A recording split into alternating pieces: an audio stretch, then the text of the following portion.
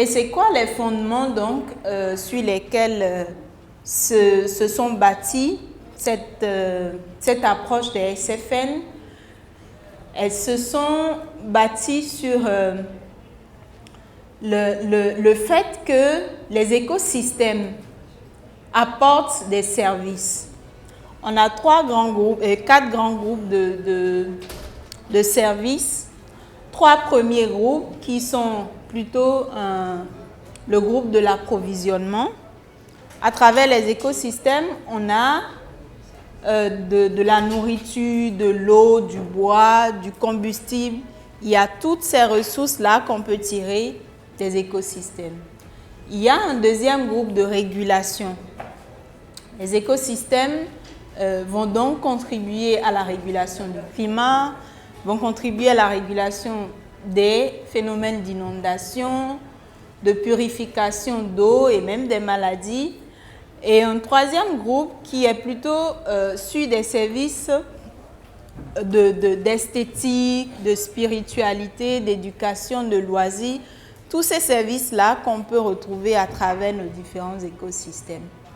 Et enfin, un quatrième groupe de services qui contribuent à auto-entretenir vraiment les écosystèmes. C'est donc à travers les cycles nutritifs, la formation du sol, les feuilles des arbres qui retombent à la terre et qui nourrissent à nouveau. C'est vraiment ce service d'auto-entretien des écosystèmes qui représente la dernière grande catégorie de services écosystémiques autour desquels vraiment le fondement des solutions fondées sur la nature se fait.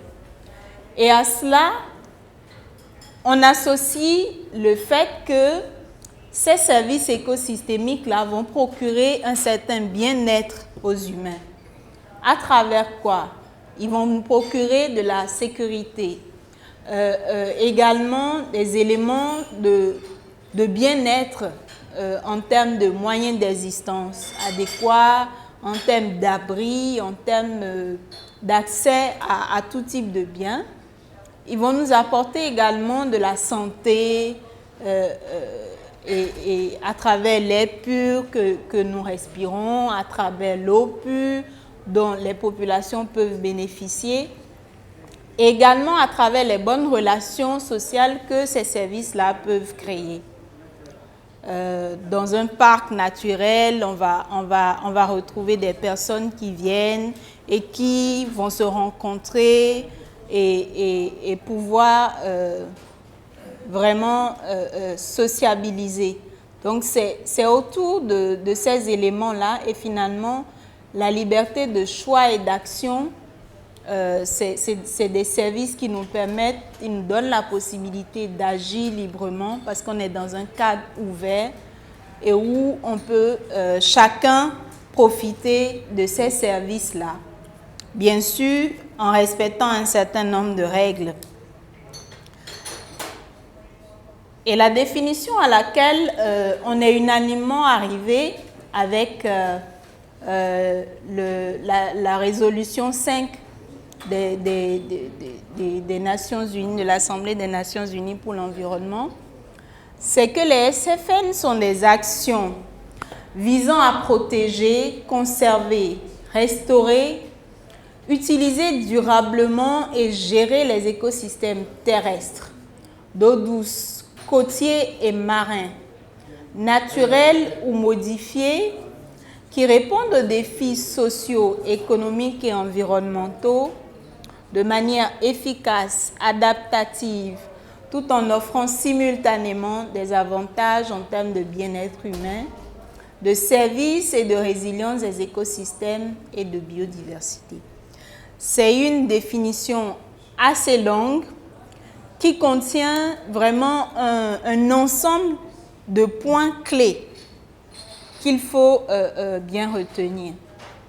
C'est donc à la fois des actions qui vont aller dans le sens de tout type d'écosystème que nous avons Et ces actions sont des actions soit de protection, de conservation, de restauration, d'utilisation durable, de gestion des écosystèmes. C'est un ensemble d'actions qui vont également nous permettre de prendre en compte des défis dans les 3 dimensions que sont la dimension sociale, la dimension économique et la dimension environnementale. Troisièmement, la définition nous dit que ces actions doivent être menées de façon efficace et adaptative. Donc, il faut mettre en place un mécanisme qui permette que ces actions-là soient efficaces et qu'elles soient adaptatives.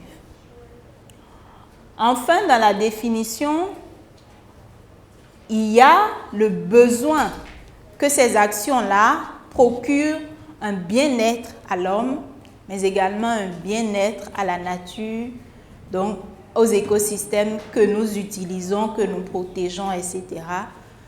Que eux-mêmes, ces écosystèmes-là également, à travers ces actions, puissent avoir des bénéfices. C'est donc dans cet ensemble-là qu'on va retrouver les bonnes indications qu'il nous faut, les bonnes orientations qu'il nous faut pour mener effectivement une bonne solution fondée sur la nature. Les solutions fondées sur la nature, il faut l'ajouter, ne sont pas si nouveaux que ça. J'ai déjà entendu quelqu'un en parler ce matin. C'est effectivement un certain nombre d'approches qui existent déjà et sur lesquelles on capitalise. Mais en ayant en esprit effectivement les grandes règles que je viens d'évoquer par rapport à la définition. Mais ces solutions sont donc comme un parapluie où on va retrouver à la fois des actions de restauration des écosystèmes, mais également d'autres actions comme les solutions d'adaptation basées sur les écosystèmes, comme les solutions d'infrastructures vertes, comme on a l'habitude d'en parler. On a également les actions de gestion des écosystèmes ou même de protection à travers la création d'aires protégées communautaires, etc. Tout cela pour contribuer donc aux grands objectifs de développement durable qui sont là et qui, on va être bien d'accord sur ce point, vont être atteints non pas en travaillant sur les 3 sphères de façon séparée. L'approche des SFN, c'est d'arriver à faire travailler les 3 dimensions sociales, économiques et environnementales à la fois. J'en parlerai un peu plus tard, mais ce qu'il faut essentiellement retenir, c'est que les SFN, c'est vraiment un projet de territoire. C'est ce qui fait la différence et peut-être que je ne l'ai pas mis ici par rapport aux solutions douces. La différence, c'est vraiment par rapport au projet de territoire. La solution douce va aller pour répondre à un besoin spécifique sans prendre en compte tout le territoire et tout ce qu'il faut mener comme différentes mesures d'accompagnement dans l'esprit de la résolution d'un même problème. L'autre chose qu'il faut retenir ici, c'est que les solutions fondées sur la nature sont un concept qui ne sont pas spécifiques aux zones côtières. C'est des solutions qui vont s'appliquer dans tous les types d'écosystèmes. Dans tous les types d'écosystèmes, il y a des solutions fondées sur la nature qui peuvent s'adapter.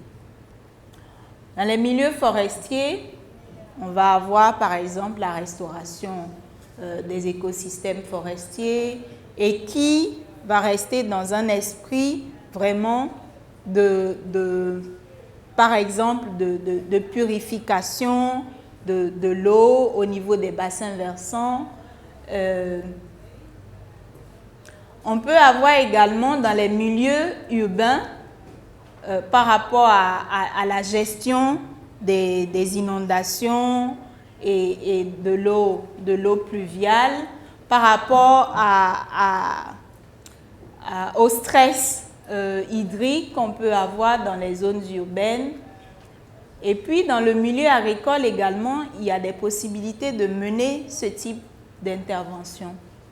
Et enfin, pour ce qui nous concerne un peu plus, dans le milieu littoral, où on va avoir divers exemples de solutions pour, en particulier, contrer les risques côtiers, mais bien sûr avec des co-bénéfices qui sont liés à la communauté, à l'amélioration des conditions des communautés et à l'amélioration des conditions économiques. Alors, sur les définitions, il y a 3 exemples qui sont là. On a les solutions fondées sur la nature en elle-même, ici avec une image typiquement avec des mangroves qui, vous le voyez, protègent bien tout ce qui est bâti au-delà. On a les solutions inspirées de la nature, où on retrouve là, par exemple, un récif artificiel qui a été implanté, sachant que les récifs peuvent contribuer à réduire la force des vagues. On imite un peu la nature et c'est en cela qu'on appelle ces solutions-là des solutions inspirées de la nature.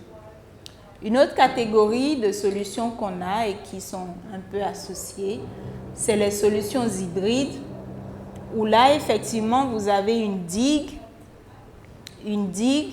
et derrière de la restauration de mangroves qui a été effectuée, donc pour permettre à ce que les 2 solutions cohabitent afin de répondre aux défis de submersion auxquels cette zone est confrontée.